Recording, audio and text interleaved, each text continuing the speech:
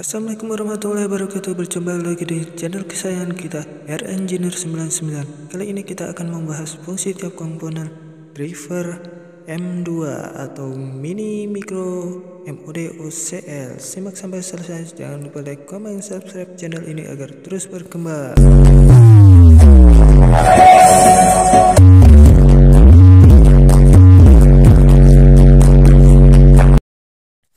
Sebelumnya saya minta maaf karena gambar yang saya dapat layoutnya beberapa ini blur semua ya, kurang jelas kalau menurut saya. Karena saya mengambil dari Google nggak ada yang jernih, dan bertanya kesana kemari kepada teman-teman juga di grup Facebook tidak ada yang memberi gambar yang lebih jernih. Jadi mohon maaf atas gambar yang kami gunakan kurang jernih. Langsung saja kita bahas driver M2 atau mini MOD OCL. MOD OCL dan M2 mempunyai skema layout yang sama, cuma pemakaian transistor buffernya, osilasi diferensial atau TR kecil inputnya yang berbeda. MOD OCL memakai TR jenis min PNP dan M2 memakai TR NPN atau TR+. Untuk skemanya sama persis.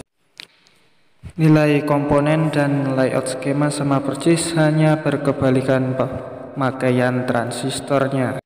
Langsung saja kita perhatikan gambar berikut. Untuk yang pertama ada resistor 33K kopling input atau input gain. Semakin kecil resistor ini akan semakin jernih, dan semakin membesar resistor ini hambatannya maka noise akan semakin masuk, tetapi sinyal suara akan lebih kencang. Resistor kopling input berfungsi sebagai peredam hum ketika pertama kali dinyalakan. Juga semakin kecil nilai hambatan resistor ini maka akan semakin halus suaranya. Begitu juga jika hambatan resistor ini semakin besar, maka cenderung lebih kasar namun suara lebih loss. Untuk yang selanjutnya ada kapasitor input 104 atau 100 nano, berfungsi sebagai kopling sinyal AC lebih dari 20 Hz dan menahan sinyal DC. Besar kecilnya mikro dari kapasitor ini semakin besar maka cenderung lebih ngebass, dan ketika nilai mikronya semakin kecil maka bass akan semakin menurun atau condong ke middle. Bisa mengganti dengan elko ataupun dengan milar dengan nilai tertentu. Untuk yang selanjutnya ada dua transistor diferensial. Diferensial artinya suatu yang bekerja berkebalikan. Salah satu transistor bekerja untuk input sebagai fasa bias plus, dan untuk transistor yang satunya untuk input feedbacknya sebagai fasa bias minusnya.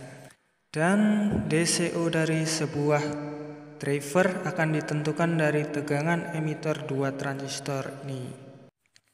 Input sebuah audio dari sebuah driver akan dimasukkan melalui kapasitor masuk kepada basis, kemudian dikeluarkan dari kolektor transistor osilasi diferensial input ini. Kemudian dari kolektornya diumpankan kepada basis sebagai inputan untuk dikuatkan kembali, didenyutkan sebagai bias. Untuk yang selanjutnya ada 15K resistor penyuplai emitter, berfungsi sebagai resistor kontrol DCU. Resistor ini akan menahan tegangan. Untuk seberapa besar tegangan itu akan mempengaruhi besar kecilnya DCU. Bisa diseri dengan trimpot sebagai setting DCU-nya. Untuk yang selanjutnya ada blok resonansi. Blok resonansi berfungsi seperti tabung gitar. Semakin besar tabung gitar maka semakin lama gaungnya semakin ngebas, dan semakin kecil tabung gitar akan semakin cempreng dan semakin cepat hilang gaungnya. Begitu juga fungsi kapasitor resonansi. Semakin besar mikronya maka semakin ngesup, semakin low, dan semakin kecil mikronya maka semakin middle atau semakin high nadanya. Membesarkan resistor, hambatan resistor ini sama dengan membesarkan nilai mikronya, dan semakin kecil mikronya semakin tipis bassnya, semakin besar mikronya semakin tebal bassnya. Juga semakin besar nilai hambatan resistornya maka semakin besar bassnya, semakin halus, dan semakin kecil nilai hambatannya maka bass semakin gesit dan semakin condong ke middle. Dan kapasitor resonansi ini, blok resonansi ini adalah pembentuk karakter dari feedback output. Dan untuk pembentuk karakter dari inputnya ada kapasitor input yang berfungsi sebagai pembentuk karakter inputnya. Untuk yang selanjutnya ada resistor 33K air-gain feedback. Air-gain feedback berfungsi mengontrol seberapa besar penguatan dari output feedback dari osilasi diferensial feedbacknya, diumpankan sebagai pembentuk karakter dan pengukur seberapa penguatan untuk mengukur total harmonic distortion yang dihasilkan.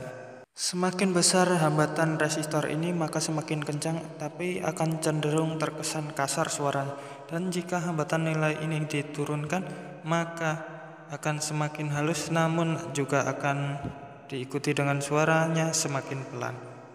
Jika 33K diganti 10K maka akan semakin pelan namun semakin halus, dan jika diganti dengan 100K akan semakin kencang tapi terkesan semakin kasar suaranya.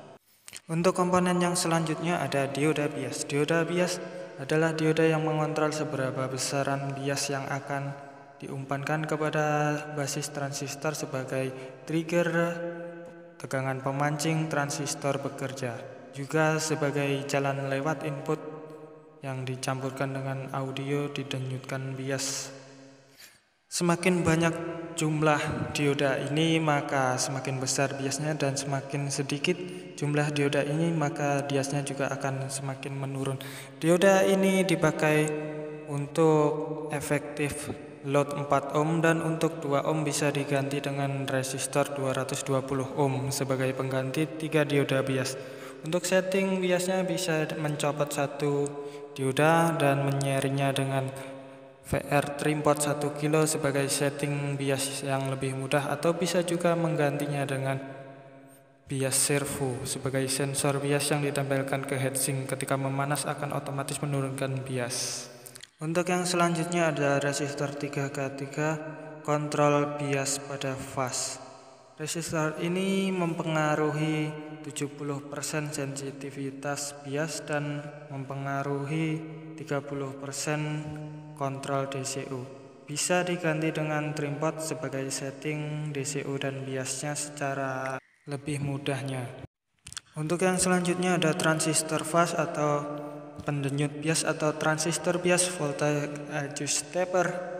Berfungsi sebagai pendenyut bias melalui pengambilan input dari basisnya dari kolektor transistor input osilasi diferensial, diambil inputnya dari kolektornya, diserap dari basis, kemudian dikeluarkan melalui kolektornya kepada dioda bias dan diinputkan dari kolektor transistor fase ini masuk kepada basis masing-masing transistor driver.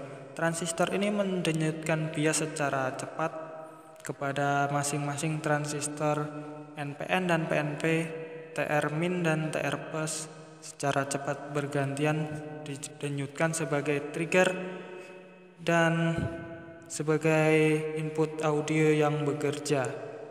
Untuk yang selanjutnya adalah resistor 10 kilo sebagai bias spontan penyuplai bias dari basis TR driver dari tegangan VCC kepada basisnya untuk menjaga menyeimbangkan tegangan bias dari transistor fase di sebelahnya.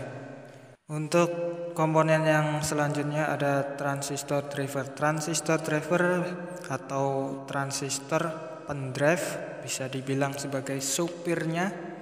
Transistor ini berfungsi untuk mendrive transistor final, untuk menyetir transistor finalnya, untuk menguatkan dari penguatan terakhir dari fase dari tegangan bias yang bercampur audio yang masuk dari basisnya, kemudian dikeluarkan melalui emitornya yang akan diumpankan untuk mendrive transistor finalnya. Dan transistor driver ini bekerja secara bergantian. Untuk komponen yang terakhir ada resistor 200 ohm pada emitor driver. Resistor ini berfungsi sebagai penstabil bias dan kontrol biasnya agar bias lebih terkontrol dan stabil ketika diumpankan kepada basis transistor final sebagai penguatan terakhirnya. Cukup sekian perjumpaan kita kali ini. Terima kasih telah menonton sampai selesai. Jangan lupa like, komen, dan subscribe, dukung terus channel ini agar terus berkembang. Wassalamualaikum warahmatullahi wabarakatuh. Salam saya Rido dari Lampung Timur.